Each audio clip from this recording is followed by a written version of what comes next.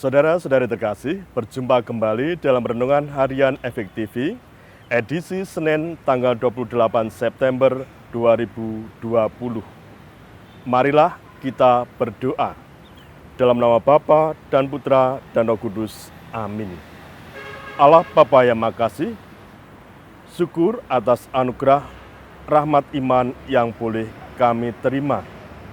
Dimanapun kami berada, Dikau senantiasa menghendaki kami untuk bertumbuh sebagai pribadi yang merdeka, pribadi yang memiliki kemauan untuk senantiasa mengenakan keutamaan-keutamaan di dalam kehidupan kami sehari-hari. Karena itu ya Bapa yang makasih, syukur atas rahmat-Mu ini dan ajarilah kami untuk terus-menerus bertumbuh kembang di dalam kemerdekaan yang sejati ini.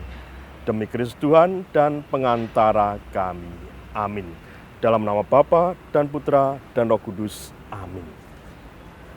Para saudara terkasih, tentu kita menyadari kerap kali kita manusia melihat bahwa kebesaran itu diukur dari harta yang kita miliki, kuasa yang kita miliki, kehendak dan kemampuan kita yang mungkin bisa mengatasi semua orang yang ada di sekitar kita.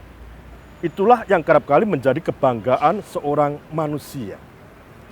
Pada hari ini kita semua diajak untuk melihat kebesaran seorang anak manusia menurut Tuhan Yesus. Bagaimana itu? Para saudara terkasih, ketika muridnya bertanya siapa yang paling besar dalam kerajaan surga, Tuhan Yesus membawa seorang anak kecil dan mengatakan pada mereka, barang siapa tidak menerima aku seperti anak kecil ini, dia tetaplah menjadi yang terkecil. Artinya apa?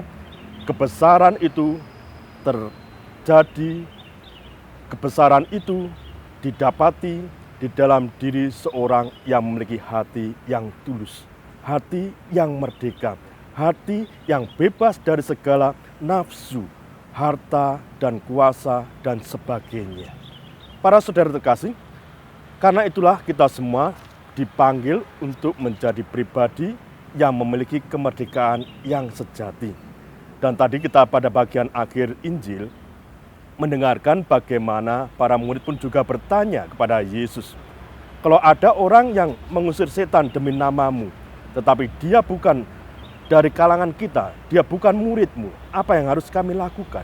Apakah kami harus memotong mereka, menegur mereka, dan sebagainya? Para saudara terkasih, jawaban Yesus adalah, biarkanlah mereka kalau tidak melawan dirimu. Mereka ada di pihak kita kalau mereka pun juga melakukan kebaikan-kebaikan. Para saudara terkasih, kerendahan hati, keutamaan-keutamaan yang lain yang mengarahkan kita kepada kebesaran diri adalah sesuatu yang harus terus kita kejar. Dan itu bisa terjadi ketika dalam diri seseorang ada kemerdekaan yang sejati.